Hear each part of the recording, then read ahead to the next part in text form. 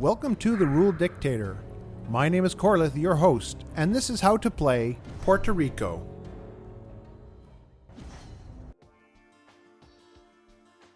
Puerto Rico is a fast-paced game of economy building for 3 to 5 players and takes about 90 minutes.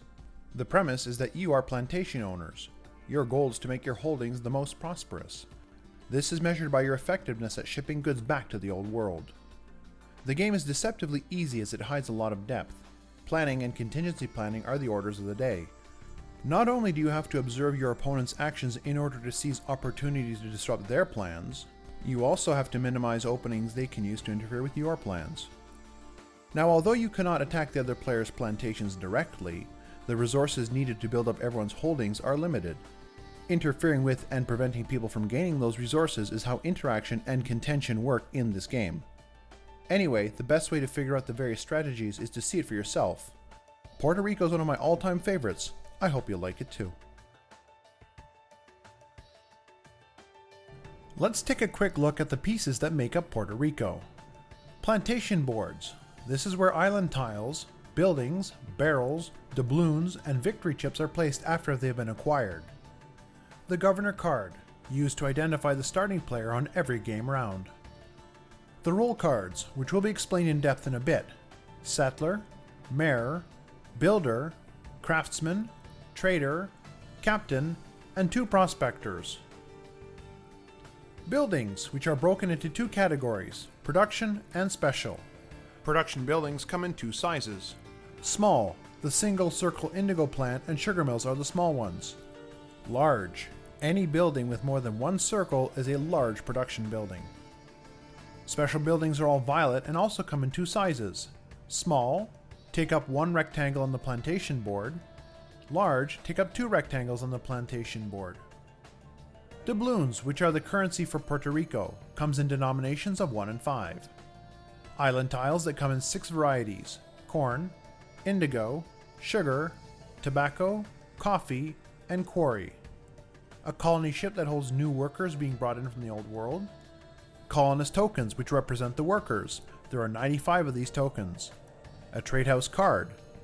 Barrels of goods, which come in 5 varieties: corn, indigo, sugar, tobacco, and coffee. Cargo ships that are used to ship goods back to the old world, and the victory chips in denominations of 1 and 5.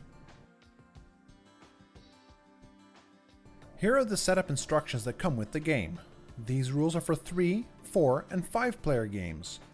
There has been a 2-player variant that was published. I will go over it afterwards as it is somewhat different from the standard rules. And by the way, if you have a lazy Susan, you may want to pull it out. It puts the central items in easy reach of all players. As these items are always present, let's go over them first. A plantation board for every player. The building board with all violet and production buildings placed on their designated spaces. The trade house card, the colony ship card, all goods barrels, the following role cards: settler, mayor, builder, craftsman, trader, and captain. All quarry island tiles, and select someone to be the governor and give that player the governor card. When playing with 3 players, add this to the stuff that was just taken out. All of the island tiles organize into 4 stacks. Flip the top tile of each stack. There should always be 1 more stack than the number of players. The size 4, 5, and 6 cargo ships. A supply of 55 colonists. Take 4 of them from the supply and put them on the colony ship in this pattern. Victory chips worth 75 points. Give 2 doubloons to each player. And the starting island tiles. The governor and the player to his left start with an indigo tile. The 3rd player gets a corn tile. For 4 players, all of the island tiles organize into 5 stacks. Flip the top tile of each stack. The size 5, 6, and 7 cargo ships. A supply of 75 colonists. Put 5 of them on the colony ship like this. Victory chips worth 100 points. 3 doubloons to each player. And for starting island tiles, the governor and the player to his left start with an indigo tile, and the 3rd and 4th players get a corn tile. Add the prospector role card and put a doubloon on it. And finally, the 5-player setup. All of the island tiles organize into 6 stacks. Flip the top tile of each stack. the size 6, 7, and 8 cargo ships, a supply of 95 colonists.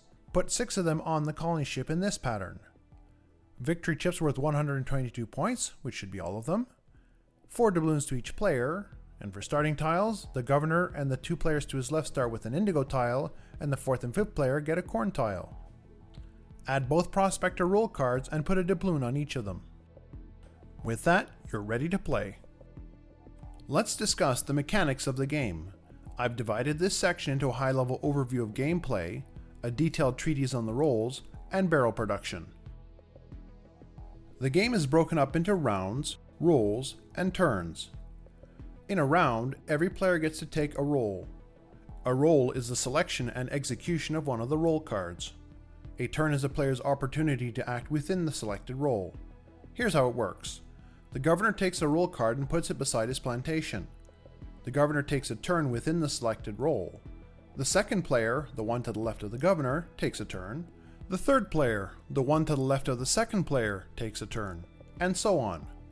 Once no more turns may be taken, perform any cleanup associated with that roll. Then the second player, the one to the governor's left, takes a roll card and puts it beside his plantation.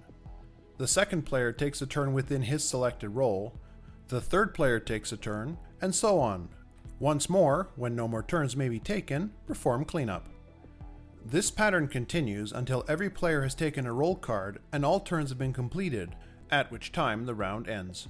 Before starting the next round, do the following preparation steps. Prospector cards that have been picked during the round are returned to the center. Put 1 doubloon on every roll card that is in the center. This is to make them more enticing on the next round.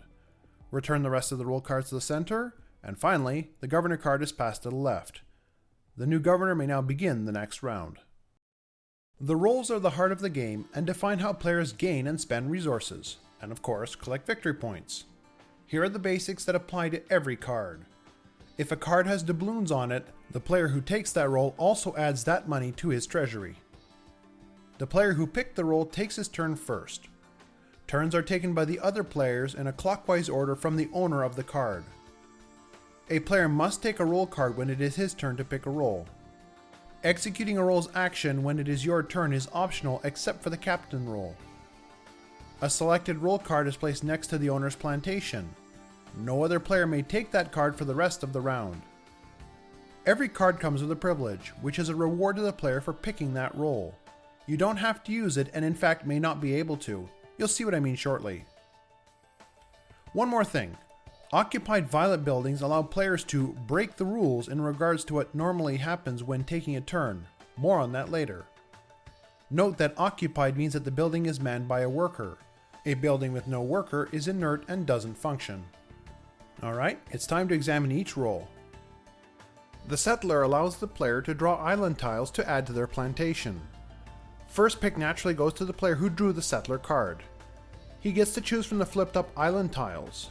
The next player gets to pick from the remaining flipped up tiles, and so on.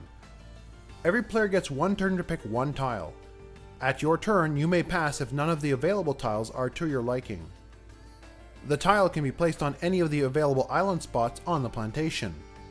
If your plantation has no available spots, you may not pick a tile, therefore you automatically pass. Late in the game, there may be no tiles left to pick when it comes to your turn. Obviously, you pass when this occurs. After everyone has had their turn, the settler discards the remaining tiles and flips up a new batch. Unless there are not enough tiles, there should always be 1 face-up tile more than the number of players. Whenever a stack is exhausted, use the discarded tiles to replenish the stack. The settler's privilege allows the player who picked the card to take a quarry tile instead. As there are only 8 quarry tiles in the game, once they're gone, that privilege may no longer be invoked. An occupied construction hut allows a player to take a quarry instead of an island tile. As with the privilege, when there are no more quarry tiles to be chosen from, that building ceases to function. The hacienda allows a player to take a face-down tile from one of the stacks before choosing a face-up tile. The player is allowed to pass taking a face-up tile after picking his random. The player may also choose to pass on taking a random as long as he passes before picking it up and looking at it. Once he's looked at the random tile, he's stuck with it. Finally, he can also pass on the random and the face-up in the case where he doesn't like any of the visible tiles and doesn't want to get stuck with an undesirable random. The hospice grants the player a free colonist with the face-up island tile he selects. Be aware that if the player also has a hacienda and takes a random but skips on taking a face-up tile, he does not get the free colonist. The colonist must be placed with the face-up tile he chose. The mayor has two important functions. He brings new people in the colony ship to serve as workers on the plantations, and allows the existing population to be moved around. Resolve the mayor phase in the following steps. Take colonists off the boat. This is easy because of the way we place them on the boat. The first row goes to the mayor, the second row goes to the player to the left of the mayor, and so on. The mayor's privilege was factored in when the colonists were placed on the ship, so that does not need to be worried about either. Move colonists around. You may now reassign where your colonists are working in order to better meet your strategic goals. If you have too many colonists, put the extras in San Juan. That being said, you cannot leave people in San Juan if there are available building or island spots. Reload the boat for the next mayor phase. The mayor counts the number of unoccupied building worker spots. If the number is equal to or greater than the number of players, that will be the number of colonist tokens to be placed onto the boat. If there are fewer openings than the number of players, then the boat will get the minimum, which is equal to the number of players. Place the tokens on the boat one row at a time, where the number of rows is equal to the number of players. If there are more colonists to place than players, start over from the top and make a new column. Once the colonists are placed, take one more from the supply and put it on the first row. This will be the mayor's privilege the next time this card is selected. For example, in a 4-player game there will be 4 rows. Let's say that there are 6 openings for colonists. The first 4 are placed in the first column. The last 2 overflow into the second column. Finally, the privilege is added to the first row. Right away, we know that the next time the mayor card is taken, the mayor will get 3 colonists, the player to his left will get 2 colonists, and everyone else will get 1. Although most people place their colonists at the same time, a player may want to see what the others do before placing and moving their own.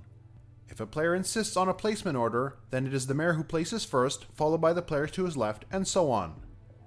If the mayor forgets to reload the colony ship when it is finally loaded, put the minimum number of colonists, plus the privilege, onto the ship. With the selection of the builder card, everyone has the opportunity to purchase a building. No more than 1 building may be bought by a player per round. Also, 2 identical buildings may never be purchased by a player. Small and large indigo and sugar plants do not count as the same, even though they produce barrels of the same color. The final restriction is that your plantation card has room for 12 spaces worth of buildings. All of the buildings in the 4th row take up 2 spaces, so if you already have 11 spaces worth of buildings on your card, you may not buy a 2-space building. Everyone gets a turn to pick and pay for a building, going around the table in clockwise order, starting with the person who chose the builder card. The turn order is important as the last card of a building can be bought before you get a turn. It happens quite frequently. The building cost, in doubloons, is listed in the circle where you put a colonist. The owner of the builder card gets a discount of 1 doubloon off his purchase. The privilege only applies when constructing a building, and the price of the building cannot be lowered below 0. This means that you cannot combine the privilege and quarry discounts to make money during this phase. Speaking of quarries, when those island tiles are occupied, they also grant a discount to the purchase of a building. The number of quarries that can help reduce the cost of a building depends on which row it occupies on the building inventory card. Buildings on the first row can only have the cost reduced by 1 via quarries, even if you have more. Buildings on the second row can benefit from up to 2 quarries. Third row buildings can benefit from up to 3 quarries, and the 4th row buildings can be discounted by no more than 4 from occupied quarries. Let's throw in a quick example. A player that has 4 occupied quarries decides to buy a wharf. Because the wharf is located in the 3rd row, he only gets a discount of 3 doubloons off the cost of the building. If he'd been building something from the 4th row, then he would have gotten a discount of 4 doubloons. An occupied university grants you 1 free colonist, taken from the supply, and placed on your newly purchased building. This is really nice as you don't have to wait for someone to pick the mayor card to start benefiting from your purchase. Remember that an unoccupied building is inert. This is the phase where barrels of goods are produced. Starting with the owner of the craftsman card and going around the table in clockwise order, each player takes barrels of the various goods based on what their plantation can produce. Just like the builder, the collection order is very important as, more often than not, there won't be enough barrels to fulfill the demand. Once everyone has had their turn to take their barrels, the craftsman gets to take an additional barrel of a type that he produces. If there are no barrels of those types left, he gets no privilege. An occupied factory also generates income for its owner, depending on how many different colors of barrels he can produce. I say can because the money is still earned even if there are no barrels left for that particular player to take. Producing a single color doesn't generate any income. 2 colors are worth 1 doubloon, 3 colors garner 2 doubloons, 4 colors grant 3 doubloons, and all 5 colors earn that player 5 doubloons. There are 5 types of barrels that can be produced: yellow for corn, indigo for, indigo, white for sugar, light brown for tobacco, and dark brown for coffee. Producing corn is easy. Every occupied corn tile produces a barrel of corn. The other 4 types of goods require both an occupied island tile and factory space of that type to produce a barrel. One person to cultivate the raw material, and the other to process it into the final product. Keeping the number of colonists balanced between the island tiles and their associated factories gives the most optimal production yields. For example, you have 4 colonists, a large indigo plant, and 3 indigo island tiles. 1 and 3 gives you 1 barrel, 3 and 1 gives you 1 barrel, but 2 and 2 will give you 2 barrels. As stated previously, you may not own more than one of every kind of building. For indigo plants and sugar mills, that means a player may build 1 small and 1 large factory of that type. As you can see by the number of circles available for workers, no more than 4 barrels of indigo and sugar can be produced by that player. The tobacco storage building has 3 spots, restricting production to 3 barrels, and the coffee roaster with its 2 spots only allow for the production of up to 2 barrels of coffee. I point this out as it may not be advantageous to take more than a certain number of a type of island tile, as you will not be able to utilize them for producing barrels. That being said, a good reason to take island tiles beyond what you can use is to block other players from getting them. The trader role allows the players to gain money in exchange for a barrel of goods. The value in doubloons of a barrel depends on the good. Corn isn't worth anything, indigo is worth 1, sugar is worth 2, tobacco is worth 3, and coffee is worth 4. Starting with the owner of the card and going around the table in a clockwise fashion, each player may take a single turn to exchange a barrel with the trade house. The trade house only takes 1 good of each type, so if there is already a barrel of that type, another identical barrel may not be exchanged. It is a common strategy to place a barrel that blocks other players, which illustrates the importance of the turn order. There is only room for 4 barrels in the trade house. Once the 4th spot has been filled, no further goods may be exchanged this round. Once this occurs, the trade house is emptied, the barrels are returned to the supply, and the trade phase is over. On the other hand, if everyone has had a turn and there are available spots left, the trade phase ends but the barrels on the card are not removed. The next time the trader card is taken, there will be fewer spots available for barrel placement. The player that took the trader card gets an additional doubloon when he places a barrel in the trade house. This privilege only applies if that player places a barrel. The small and large markets grant extra doubloons when placing a barrel in the trade house. The office allows the player to violate the rule of no identical barrels in the trade house. This is especially useful if the player to your right is making the same kind of good as you are, as he would be continually blocking you from making money via trade. When the captain card is taken, the time has come to load barrels on the ship to be sent to the old country. Every barrel that is loaded scores that player a victory point, regardless of the color of the barrel. Starting with the player that took the captain card and proceeding around the table in a clockwise fashion, each player takes a turn placing 1 type of good onto a ship. Unlike the other role cards, you don't stop after everyone has taken a turn. Keep taking turns until everyone is forced to pass. If a player is unable to place barrels on a ship, he passes on loading for the rest of that captain phase. Observe the following rules when loading barrels onto the ship. A ship may only be loaded with 1 type of barrel. 2 ships may not carry the same type of barrel. In other words, all 3 ships must have different colored barrels on them. When loading a good that is not on any ship, that player is free to pick whichever empty vessel suits him. Once a ship is full, no more of that type of good may be loaded onto a ship this round. When it is a player's turn, he must load something if possible. When loading, the player must load as many barrels of that type as he can. If a player has more than 1 kind of good that can be loaded, he may choose which one to load. Once everyone passes, the captain's duty is to sail the full ships away. Simply return the barrels from those ships to the supply. Ships that are not full keep their barrels and wait in the harbor. Now everyone checks for spoilage. If a player has any leftover barrels, he gets to pick one of them to keep in his personal store. The rest go bad. Those barrels are returned to the supply. The captain's privilege is to gain 1 additional victory point on the first set of barrels he loads during the round. The small warehouse lets a player keep all barrels of one color in addition to the barrel that he can keep in his personal store. The large warehouse operates like the small one, except that it can hold all barrels for 2 colors. The harbor grants an additional victory point every time that player loads barrels onto a ship. The wharf is like having a personal ship with the capacity to hold up to 11 barrels. You may load every barrel of one color onto your wharf. You may even do this if there is a ship that has barrels of that color. It often happens that a player will put some of his barrels of a color onto a ship, filling it up, and on his next turn put the rest of that color onto his wharf. Barrels that were loaded onto a wharf are returned to the supply, just as if the personal ship sailed, which it always does at the end of the captain phase. Just like a regular ship, if a player chooses to use his wharf, he must put every barrel of that color onto the wharf. That being said, the player is allowed to not use his wharf during a round. Finally, the wharf counts as loading barrels with regards to the harbor, so he gets his additional victory point. The prospector has no actions. The owner simply gets the money that was on the card and then the phase is over. As the game progresses, the players will be collecting buildings, colonists, and victory points. The game ends on the round when any of the following occur. The mare phase, in which there are not enough colonists left in the supply to properly reload the colony ship. The builder phase, in which a player constructs a building that occupies the last city space on his plantation card. And the captain phase, when the last victory chip is handed out.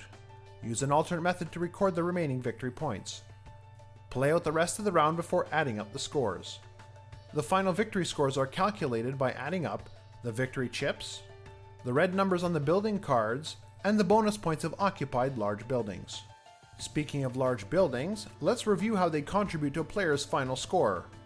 Just like a small building, a large one must be occupied for its ability to be active. For the Guild Hall, score 2 points for each of the following large production buildings you own, which are indigo plant, sugar mill, tobacco storage, and coffee roaster.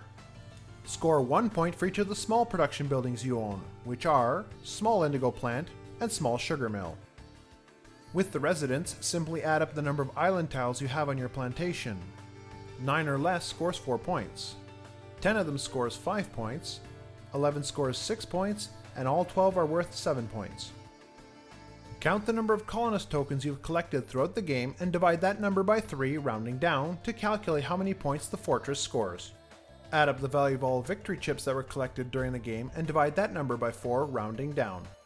Count the number of purple buildings on your plantation, including the city hall itself, for the number of points it is worth. So you've added up the scores and there is a tie for first place. To determine the winner, add up the doubloons and the barrels in those players' inventories. Highest total wins. If some players are still tied for first, then they share the victory. The following are popular changes to the game. Normally, every player starts with the same amount of coin. Many players feel that the game is more balanced if the players who start with a corn island tile should get 1 less doubloon than the players who start with indigo island tiles. This change comes from the creator of the game himself. He suggests lowering the cost of the university by a doubloon and raising the cost of the factory by a doubloon, effectively making them switch place on the building card. He feels that the factory is slightly too cheap for its power, whereas the university is the exact opposite. I think he's right. Almost nobody goes for the university, whereas the factory is a popular choice. Interested in playing Puerto Rico with only 2 players? You're not the only one. Here are the official rules for just that. Both players take a plantation board. The building board with 1 of every violet building and 2 of each production building placed on their designated spaces. The trade house card, the colony ship card, 2 less of every goods barrel type, the following role cards: settler, mayor, builder, craftsman, trader, captain, and prospector. Select someone to be the governor and give that player the governor card. 3 less of every island tile organized into 3 stacks. Flip the top tile of each stack. 3 less of the quarry tiles. The size 4 and 6 cargo ships. A supply of 40 colonists. Take 3 of them from this supply and put them on the colony ship in this pattern. Victory chips worth 65 points. Give 3 doubloons to each player. And for starting tiles, the governor starts with an indigo tile, and the other player gets a corn tile. Starting with the governor, each player takes a turn selecting and executing a roll card until both of them have taken 3 rolls. Place a doubloon on the remaining roll, pass the governor card, and start a new round. The rest of the rules are unchanged. Many people feel that the 2-player game might be even superior to the standard multiplayer version. One of the few downsides is the craftsman's advantage. If the second player takes the craftsman as his third role, he will be able to select the captain as his next first role since he becomes the governor and gets first pick on the next round.